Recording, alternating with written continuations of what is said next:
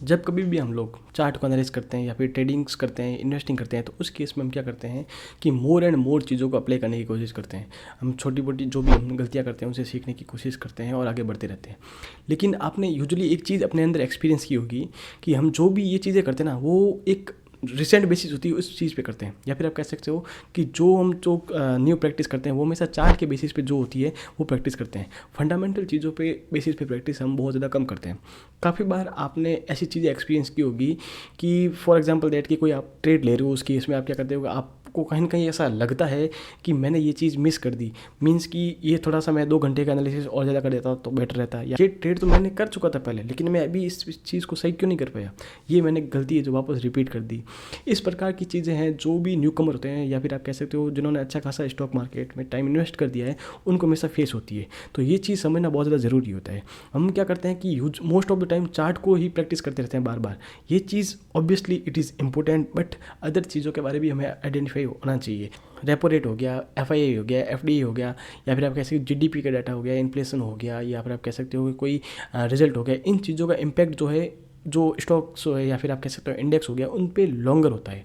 अब एक चीज़ है कि आपने एक्सपीरियंस की होगी कि जब कभी भी छोटा मूवमेंट आता है ना, वो ऑब्वियसली टेक्निकल रीजंस के कारण आता है।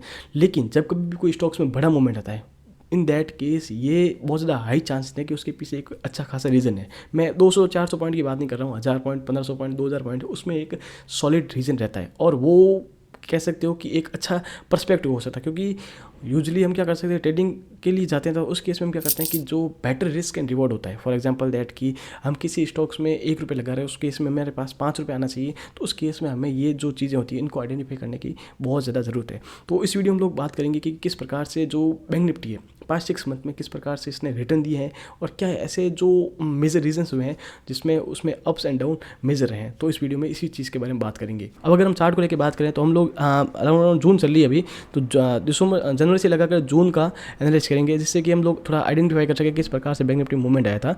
तो यहाँ पर हम एक वर्टिकल लाइन लगा देते हैं फ्रॉम द जनवरी 1 से, सो दैट आपको अच्छे से समझ आ सके कि कहाँ से हम लोग स्टार्ट कर रहे हैं। तो यहाँ पर जनवरी 1 की हमने लगा दी लाइन, वर्टिकल लाइन। यहाँ पर आप देखोगे कि जो स्टॉक जो है ठीक ठाक, जो बैंक निफ्टी का इंडेक्स है वो ठीक ठाक यहाँ पर मूवमेंट कर रहा था ड्यू टू टेक्निकल, ठीक है ना, इतना कुछ सॉलिड रीजन आया नहीं था। और जो फर्स्ट जो मेमोरी आती है वो आती है 70 जैन को, वो आती है HDFC बैंक्स का रिजल्ट।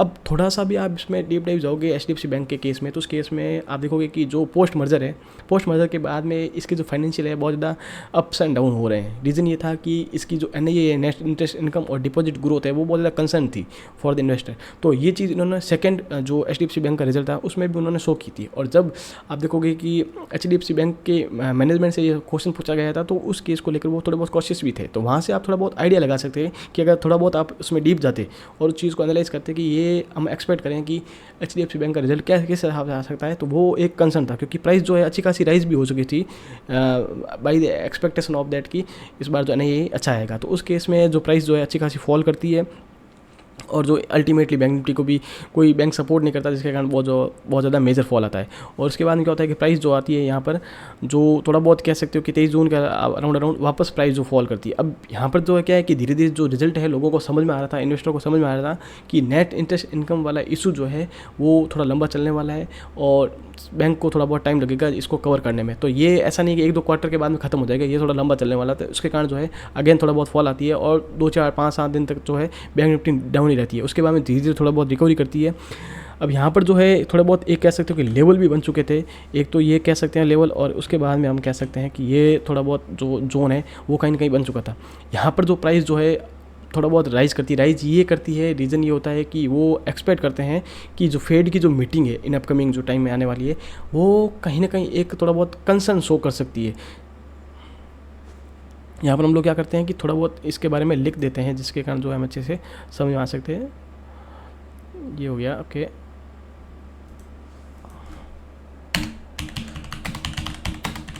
तो यहाँ पर आप नेक्स्ट जो इवेंट देखोगे तो उस केस में यहाँ पर जो प्राइस धीरे धीरे राइज करी थी। उसके बाद में क्या होता है कि फेड की जो मीटिंग आती है, यहाँ पे फेड की मीटिंग में ये जो अच्छी खासी एक्सपेक्टेंस थी इन्वेस्टर की, जो 2024 है, 2024 में जो फेड सो प्रोबेबली 3 से 4 रेट कट आराम से कर लेगा।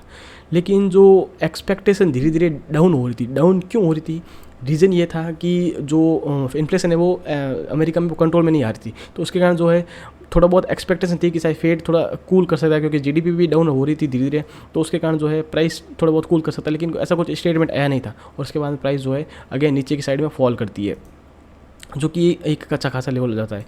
अब उसके बाद में क्या होता है कि आप देखोगे कि वापस धीरे धीरे जो प्राइस जो है रिकवर करती है, और यहाँ पर एक ब्रेकआउट करने की इस जोन को कोशिश करती है।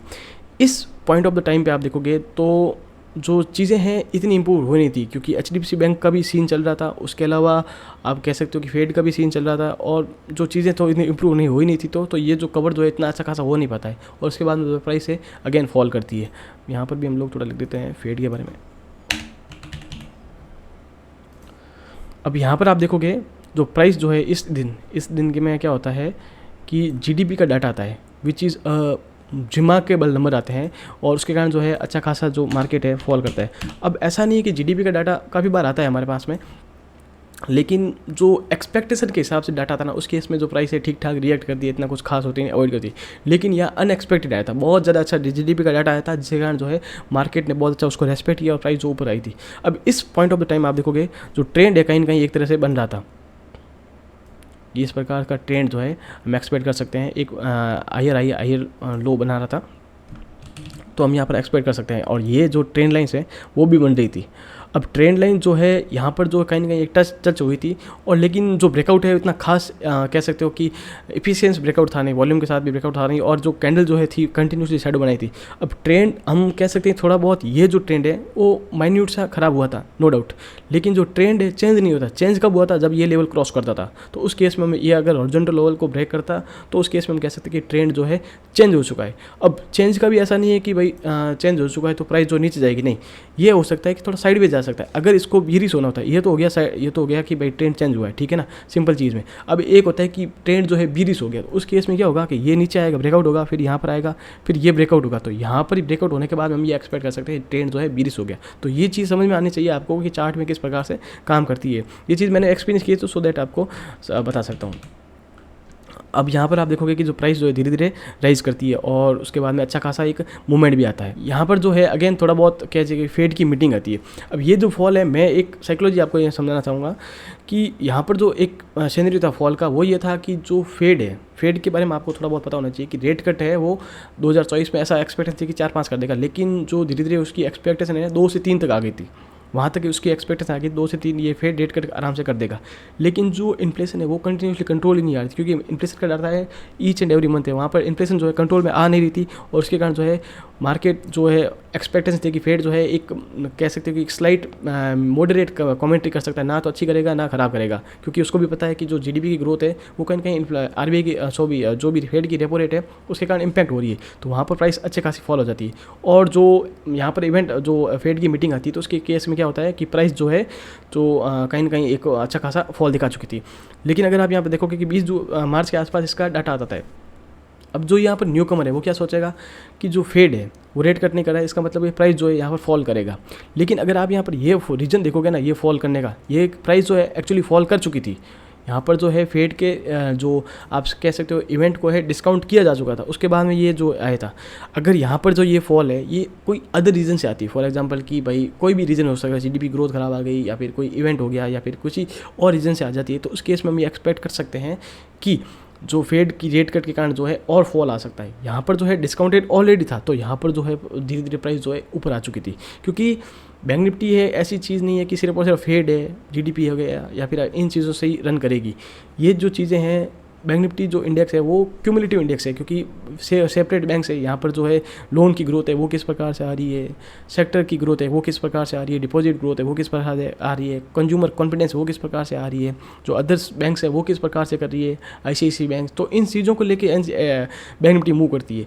ठीक है, इवेंट हो गया, चीज़ आ गई, रीज़न आ गया, उसके कारण जो डिस्काउंट हो गई प्राइस, अब उनको आगे बढ़ना है, ठीक है ना। ऐसा नहीं है कि एचडीएफसी बैंक का गिरा हुआ है तो रीजन से स्टॉक जो है ऊपर आए, सॉरी इंडेक्स जो है ऊपर आए, नहीं, ऐसा नहीं होगा, क्योंकि एचडीएफसी बैंक का रिजल्ट भले ही ख़राब आ रहा है थोड़े दिन से, अच्छा ऐसा नहीं है कि बहुत ज़्यादा अच्छा नहीं आ रहा है, ठीक ठाक रिजल्ट आ रहा है, लेकिन थोड़ी एक्सपेक्टेशन है कि थोड़ा मॉडरेट रह सकता है। लेकिन जो अदर बैंक है, आईसीआईसीआई बैंक है, एक्सिस बैंक है, इवन एसबीआई है, वो बहुत ज़्यादा अच्छा करिए, तो ऑब्वियसली प्राइस जो है ऊपर आएगी। सो ये चीज़ें आपको पता होनी चाहिए। तो यहाँ पर हम आगे बात करें तो उस केस में जो प्राइस जो है धीरे धीरे वापस एक स्लाइटली धीरे धीरे ऊपर जाती है, और उसके बाद में ये एक अच्छा कह सकते हो कि होप के साथ में अच्छा राइज होती है, क्योंकि आप देखोगे कि जो बैंक्स हैं वो ऑल ओवर जो प्रॉफिट है वो बहुत ज़्यादा अच्छा कर रहे हैं, ऐसा नहीं है कि ख़राब कर रहे हैं, वो अरबा रहे हैं जो अच्छा ग्रोथ बता रहे हैं। तो उसके कारण जो है कहीं ना कहीं इसका इम्पैक्ट जो है उसकी बैंक निफ्टी के इंडेक्स पे आ रहा था। अब यहाँ पर जो है एक बहुत ज़्यादा अच्छा इवेंट होता है। एक तो क्या थी कि यहाँ पर प्राइस जो बहुत ज़्यादा ऊपर हो गई थी। यहाँ पर एक इवेंट ये होता है कि इजराइल और ईरान की जो है कॉन्फ्लिक्ट है वो होती है। इनमें ये एक चीज़ समझने की ज़रूरत है, क्योंकि इनके जो इंसिडेंट है वो होते रहते हैं, इसराइल और ईरान के बीच में कॉन्फ्लिक्ट होती रहती है, लेकिन इस बार समथिंग न्यू था। न्यू इस चीज़ का था कि जो इसमें इसराइल ने जब इस बार अटैक किया था तो वो सीरिया में कहीं ईरान के जो रिबल्स थे या जो भी बंदे थे उन पर अटैक किया था। लेकिन जो जब कभी भी इसका अटैक का जो कह सकते हो कि रिवेंज लेना होता है ना, तो वो उसमें ईरान जो करता है फ्रॉम द हमास और हिजबुल्लाह। लेकिन इस बार उन्होंने क्या किया था, as Iran as a country उन्होंने अटैक किया था इसराइल पे। तो वो एक कह सकते हो एक्ट ऑफ वार होता है, और ऑन गोइंग 2 कॉन्फ्लिक्ट चल रही है, तो तीसरी कॉन्फ्लिक्ट अगर आती है तो वो ऑब्वियसली चीज़ें जो बहुत ज़्यादा ख़राब करेगी। उसके कारण जो है एफआई ने अच्छी खासी सेलिंग की थी और प्राइस जो बहुत ज़्यादा अच्छा खासा डाउन हुआ था। लेकिन यहाँ पर आप देखोगे कि इस चीज़ को हम लोग किस प्रकार से आइडेंटिफाई कर सकते हैं। आप देखोगे कि 19 अप्रैल के आसपास जब इसराइल ने वापस अटैक किया था, क्योंकि यहाँ पर जो फॉल किसके कारण हो रहा था कि इसराइल ने कहा था कि हम वापस रिवेंज लेंगे। अब रिवेंज किस प्रकार से लेंगे वो बहुत ज़्यादा इंपॉर्टेंट था, क्योंकि अगर वो फाइट होती है, 1-2-4 सोल्जर अगर मार देता है इसराइल की ईरान की धरती पे, तो वो एक बहुत ज़्यादा ख़राब चीज़ हो जाएगी और ये मार्केट के लिए बहुत ज़्यादा ख़राब हो जाएगा। तो उस केस में क्या हो रहा था कि जब इसराइल ने वापस अटैक किया ईरान पे, तो वो एक कह सकते हो कि ईरान उसको डाउन प्ले करने की कोशिश कर रहा था। तो वहाँ पर आप देखो कि 9, साढ़े 9, 10 बजे के आसपास ट्वीट आ रहे थे ईरान की एंड से। तो उस केस में जो प्राइस जो है वहाँ से वो क्या कर रहे थे, डाउन प्ले कर रहे थे इसको अटैक को। तो उसके बाद में जो है प्राइस जो है वापस एक कह सकते हो कि यूटर्न मार रही थी कि ये जो कॉन्फ्लिक्ट है वो आगे रन नहीं करने वाली है, क्योंकि इसमें दोनों कंट्रियों के इंटरेस्ट है वो ख़राब हो रहे हैं। तो वहाँ पर धीरे धीरे प्राइस जो है अच्छी खासी राइज होती है। हम फंडामेंटली यहाँ पर बातें कर ही रहे हैं, लेकिन अगर हम टेक्निकली देखें तो ये एक जो है ट्रेंड है बहुत ज़्यादा अच्छा बन रहा है यहाँ पर प्राइस आने के बाद में, और प्राइस यहाँ आती है फिर एक अच्छा खासा कवर करने के बाद में। जो ट्रेंड है बहुत ज़्यादा अच्छा बन रहा था, और जो लेवल है कंटिन्यूसली इसका लेवल ये आ रहा था, क्योंकि जब तक ये हायर लो को ब्रेक नहीं करता तब तक हम लोग ये नहीं कह सकते हैं कि जो ट्रेंड है चेंज हो गया और हम एक बेरिश होने की चीज़ है। अब धीरे धीरे यहाँ जो प्राइस जो है अच्छी खासी राइज हो चुकी थी। अब यहाँ पर टाइम आता है ऑफ द इलेक्शन के केस में क्या होता है कि कुछ लोग ऐसे भी होते हैं जो प्रॉफिट बुक करना चाहते हैं, सो दैट उन्होंने जो भी प्रॉफिट कर रखा था तो वो बुक कर रहे थे और प्राइस नीचे आ रही थी, थोड़ा बहुत डिस्काउंट दे रही थी उसके बाद में। और यहाँ पर धीरे धीरे जो है प्राइस जो है एक काइंड ऑफ सस्टेन करती है, और जो हमारे जो होम मिनिस्टर हैं मोदी साहब हैं, या फिर आप कह सकते हो निर्मला सीतारमण के मैम के उनके स्टेटमेंट आते हैं, तो उसके कारण जो है थोड़ा स्टॉक जो है ऊपर आ रहा था। और जो भी लग रहा था कि जो इन अपकमिंग टाइम जो है मोदी गवर्नमेंट आराम से इलेक्शन जीत जाएगी, तो उस केस में जो प्राइस जो है धीरे धीरे अच्छी राइज करती है।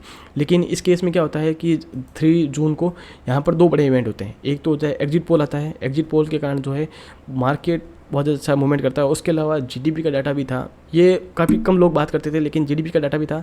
तो ऑब्वियसली जो एग्जिट पोल का इम्पैक्ट जो है ज़्यादा था, तो उसके कारण जो है बहुत ज़्यादा अच्छा मूवमेंट आता है। लेकिन next day we all know that कि किस प्रकार से हमने दिन निकाला था, ये बहुत ज़्यादा हार्ड था, क्योंकि प्रीमियम बहुत ज़्यादा हाई थे, प्राइस अच्छी भी लग रही थी, लेकिन क्या करें उसमें कुछ जो एंट्री लेना था वो बहुत ज़्यादा हार्ड हो गया था, क्योंकि प्रीमियम बहुत ज़्यादा हाई थे, वोलेटिलिटी बहुत ज़्यादा थी, और जो इन अपकमिंग टाइम में क्या हो सकता है कुछ भी आइडिया नहीं था, क्योंकि क्या पता था कि गवर्नमेंट एनडीए की बने या नहीं बने, या फिर इंडिया अलायंस की गवर्नमेंट बने, तो कुछ आइडिया नहीं था। उसके कारण जो है बहुत ज़्यादा स्पेकुलेशन था। और धीरे धीरे जो है कहीं ना कहीं कह सकते हो कि स्टेटमेंट जो अलायंस थे एनडीए के वहाँ से आने लगे, तो उसके कारण जो है प्राइस जो वापस ऊपर की साइड जा रही थी, और धीरे धीरे जो पीएसयू स्टॉक्स है ऑल दैट धीरे धीरे बढ़ रहे थे। अब यहाँ पर आप इस प्रकार के एनालिसिस से आपको पता चला कि जीडीपी का डाटा है वो बहुत ज़्यादा रिलेवेंस रखता है। अगर वो एक अनएक्सपेक्टेड है, बहुत ज़्यादा अच्छा है, नो डाउट अगर ख़राब आया तो उसके कारण मार्केट हैज़ फॉल, तो उसके कारण आप क्या है कि जीडीपी का जब कभी भी डाटा आएगा उस केस में आप थोड़ा बहुत इंटेंशन रख सकते हो। फेड की मीटिंग होगी, फेड किस प्रकार से कमेंट्री करता है रेट कट को लेकर, उस प्रकार से इसमें इम्पैक्ट करता है, नो डाउट। तो उस केस में हम क्या कर सकते हैं, फेड जो है अब इस केस में अगर फेड मान लीजिए कि कल जेरोम पावेल आके बोल देता है कि इन्फ्लेशन जो है अब इसमें मैं अगर इन्फ्लेशन अगर कल कंट्रोल हो जाती है तो उस केस में जेरोम पावेल रेट कट की इंटेंशन देता है तो नो डाउट मार्केट उसमें रेस्पेक्ट करेगा और उसके कारण जो है राइज एंड फॉल आएगा। थर्ड चीज़ है कि हमें ट्रेंड को एक लॉन्गर टर्म पे किस प्रकार से एक्सपेक्ट करना है। तो यहाँ पर आप देखोगे कि हम ट्रेंड को किस प्रकार से, यहाँ पर जो है बहुत ज़्यादा एक कह सकते थोड़ा फास्टर वे में बन रहा था।